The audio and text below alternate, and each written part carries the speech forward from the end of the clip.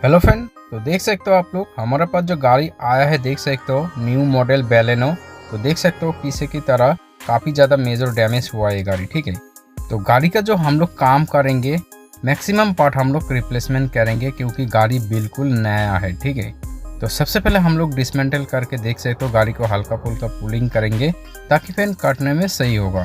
तो देख सकते हो पैनल को हम लोग पूरा अच्छे से काट दिया हो और अच्छे से सैंडिंग करने के बाद हम लोग नया पैनल पूरा अच्छे से अलाइनमेंट करके हम लोग फाइनल वेल्डिंग कर देंगे। ठीक है, तो ज़्यादा से ज़्यादा पैनल इसलिए रिप्लेसमेंट कर रहा हूँ और मारुति का जो पार्ट आता है ज़्यादा छोटा छोटा पार्ट आता है, तो इसलिए हम लोग नया डाल देंगे ताकि फिर गाड़ी बिल्कुल परफेक्ट बने और पेंटिंग होने के बाद बिल्कुल भी पता नहीं चलेगा गाड़ी एक्सीडेंट हुआ है। ठीक है, फिर गाड़ी जो बनेगा बिल्कुल परफेक्ट अलाइनमेंट होगा, एकदम स्मूथ तरीके से बनेगा। ठीक है, तो हमारे साथ बने रहिए और गाड़ी का काम देखो और फिनिशिंग कैसा हुआ फिर बताओ आप लोग।